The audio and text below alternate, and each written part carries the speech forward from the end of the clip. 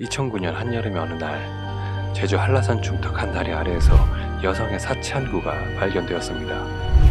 사건 발생은 2009년 7월 22일 오후 2시경이고요. 사체가 발견된 장소는 제주 서귀포시 제3산록교 다리 아래, 그리고 사인은 추락사로 밝혀졌습니다.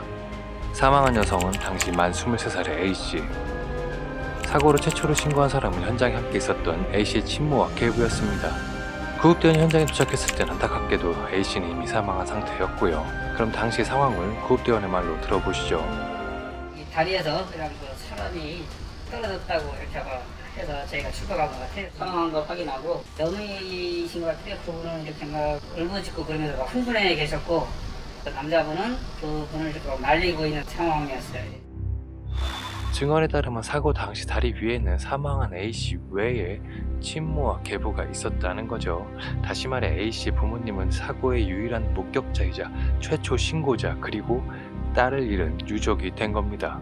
친모에게 당시 상황을 한번 들어보겠습니다. 얼마나 진짜 탤런트 빵치는 얼굴이에요. 생긴 것도 얼마나 가히 편안하게 살고 얼마나 걱정 없는 아이요. 가히는 그날따라 그 아까 그 막고당에 같이 이렇게 왔어요. 아니 동생네 집에 서귀포로 가서 얘기하고 이것도 보고 가서 밥 먹고 오자 이래갖고 그렇게 한 거예요. 그날따라 엄마 사진 하나 찍어서 그 아까 그 막고당에 그 옛날 주민등록 사지 그 갖다 놓으니까 나무 위에다가 보니까 아주 알대로 바라보고 이렇게 돼 있어요. 사진은. 낙골당에서 돌아오는 차 안에서 먼저 사진을 찍어 갖다 두자는 말을 꺼냈다는 A씨. 딸내미가 난간 위에 올라가서 내려와라, 위험하니까 내려와라, 대원이니까 저한테는 아저씨라고 이렇게 아저씨 빨리 하나만 찍자고 한 장만 찍고 내려간다고. 안 내려오길래 저는 그럼 알았다고 하나만 빨리 찍고 내려오라고 했는데 디지털 카메라를 막 조작해다가 딱 들어왔는데 사람이 없는 거예요. 난 그리고 막 이 찰랑찰랑 하는데 이런 구름다리 같은 거 이 사람이 고소공포증이 그거를 이렇게 내리면 고소공포증이 생길만 합니다. 제3산록교의 높이는 약 32m로 아파트로 치면 한 10층 아파트 정도의 높이였으니까요. 차가 휙 하게 가더라고. 그러니까 그리고 너무 놀랐어. 하니까 이렇게 그 사이가 없어졌고. 두 사람의 목격 진술을 정리하면 그날은 이랬다는 거죠. 차로 제3산록교 왕복 2차선 다리를 지나던 중 딸인 A씨가 자발적으로 사진을 찍자고 난간에 올라가고 계부가 사진 촬영을 위해 카메라를 조작하고 있던 그 순간 엄마는 무서워서 벌벌 떨고 있었고, 그때 옆으로 차 한 대가 쌩 하고 지나갑니다. 그 차가 지나고 나서 보니 A씨가 없어졌다는 거죠. 당시 현장에는 CCTV도 없었고 목격자는 이 두 사람이 전부였습니다. 그리고 이 사람은 부모입니다.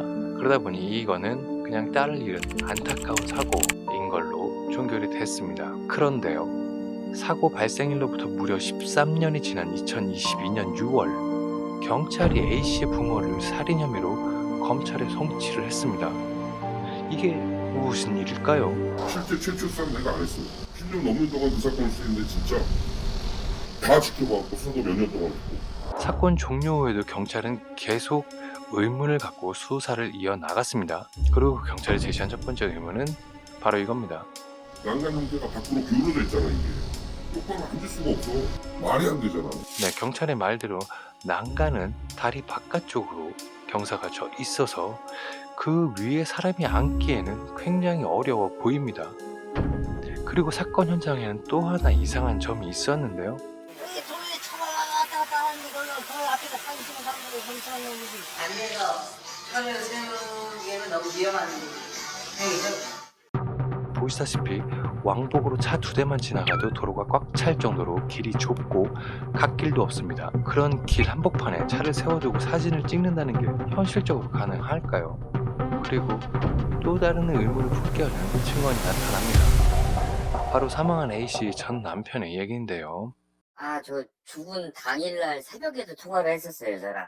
제가 좀 되게 좀 각별했던 친구라 저 결혼도 했었고. 근데 제가 조금 의아했던 게 그 친구가 정말 고소공포증이라 그래야 되나? 되게 무서워해요. 엄청 심했어요. 그냥 막 바이킹 타면 혼자래요. 몰고 그래요, 고개도 못 들고. 그러니까 아파트 같은 데서도 그냥 창문 내다보면은 볼 수 있잖아요, 이렇게. 근데 그것도 무서워해요. 저희가 그때 어리니까 택시가만 많이 갔거든요. 거기가 2채 건물이었는데 8대 계단 있잖아요. 저도 그 부분 걱정이 있어요. 있었고 둘이 손잡고 벽에 딱 붙어갖고 바들바들 떨면서 내려왔다고 막 이러면서. 자, 종합해보면 이렇다는 겁니다. 고소공포증이 심한 A씨가 32m 높이의 사람이 앉기도 힘든 난간에 스스로 앉았다는 얘기입니다. 이게 가능한 일일까요? 자, 그리고 또 다른 의문점이 또 나타납니다. 이 상황에 이 사람 사체 형태는 특이해요. 일반적이잖아. 상처는 아무런 그 흔적이 없어요. 밑에 떨어진 그 엉덩이 부분만 완전히 그냥 많이 상처가 났던 것 같아요. 자, 30m 높이의 난간에서 실수로 떨어졌는데 하반신만 손상을 입었다.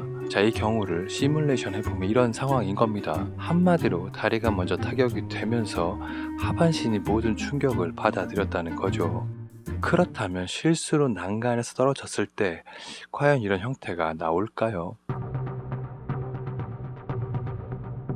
보시는 것과 같이 구조물의 1차 충돌을 일으키고 몸이 회전이 되는 것을 볼 수 있습니다. 만약 누군가가 밀었다면 어떤 형태가 나올까요?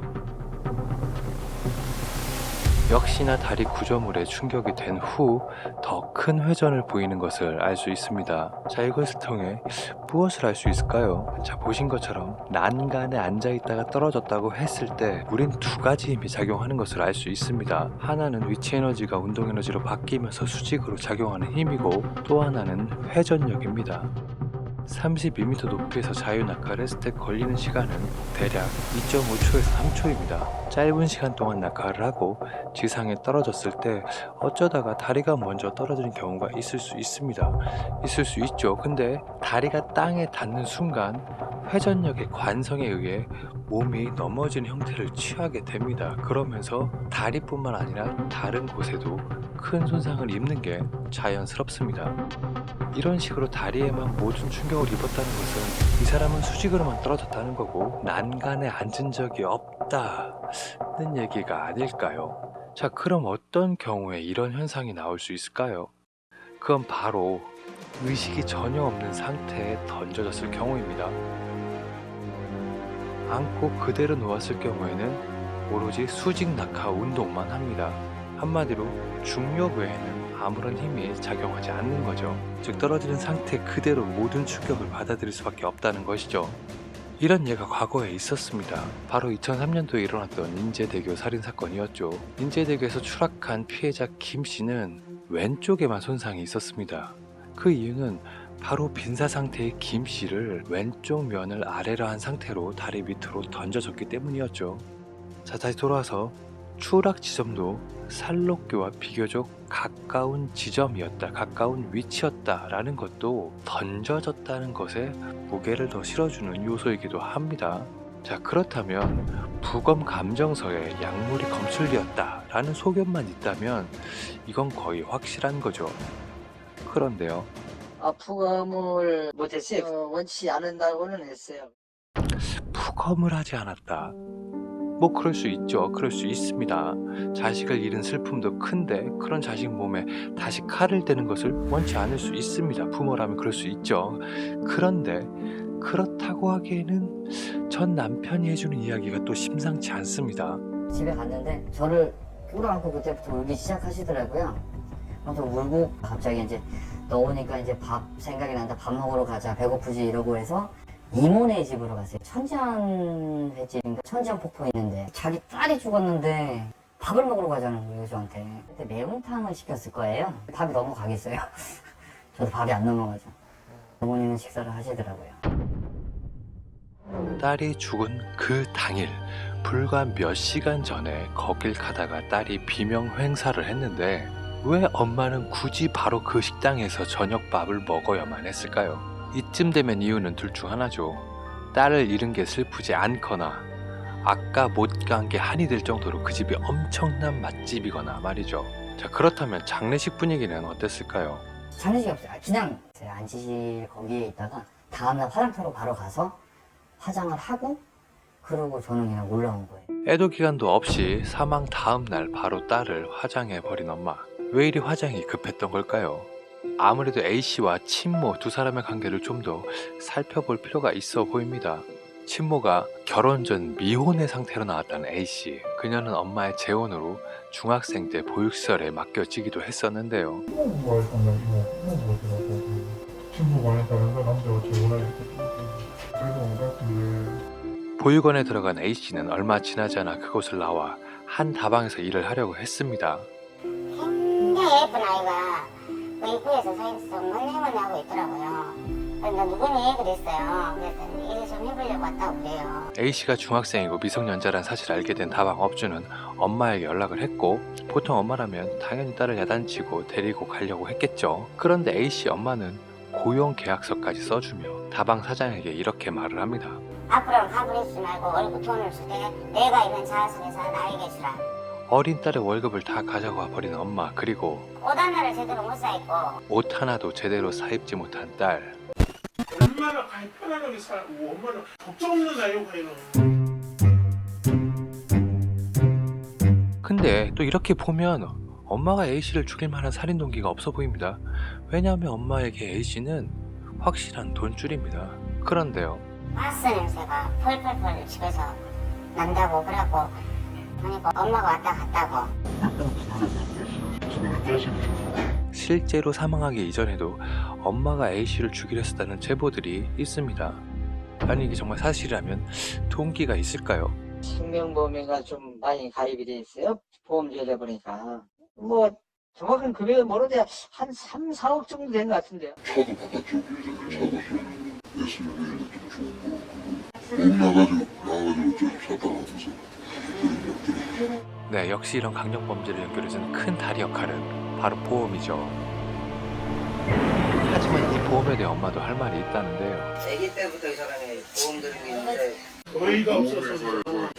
A씨가 어릴 때 들어둔 보험이었다는 엄마. 하지만 전화가 가서 엄마가 갑자기 이걸 막 보험을 이것저것 봐준다는 거야. 그러니까 이상하다고. 엄마가 왜 이러지? 어릴 때가 아닌 최근에 가입된 보험들이었고, 운전을 했으니까 운전자 보험 이렇게 연결시켜주라고 나한테 그러더라고. 좀 만나서 한번 해봐라. 이제는 뭐 저기 운전자 보험도 들고 뭐 한다 하니까 그렇게 막 전화를 딱 지금식으로 전화만 해주고 끝이. 최근에 가입한 건 딸의 안전을 위한 운전자 보험이었다고 말하는 엄마. 하지만 딸이 실비보험도 없어서 실비만 좀 해줘라 그랬는데 사망보험금은 그거는 의무적으로 다 그 안에 들어있는 거거든요. 딸이 죽기 한 달 전 가입한 보험은 사망보험금이 포함된 실비보험이었고요.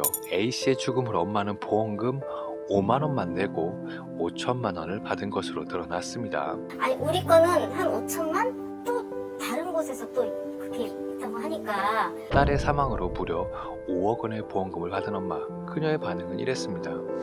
무슨 보험? 한참 나오잖아요. 그런데 왜? 내내 호의적이었던 가면을 벗어던지고 화를 내기 시작합니다. 당신도 잠깐 갔어요 안 갔어요? 저 갔어요. 저도 아이가 있습니다. 그럼 아이 있으면 그 아이 지금 어떻게 되겠어? 그 아이 지금. 아이가 다방에서 일을 한다고 하면 저는 달려가서 데려왔을 거예요. 근데 저만 그런 거 아니에요. 이게 정말 억울해서일까요? 아니면 무언가 불편한 게 있는 걸까요? 그 당시의 상황을 유일하게 알고 있는 엄마. 그 엄마는 과연 진실을 말하고 있는 걸까요? 마지막 그것이 하고 싶다 PD의 한마디가 가슴을 먹먹하게 만듭니다. 혼자는 꽃이 없네. 다 꽃이 있는데.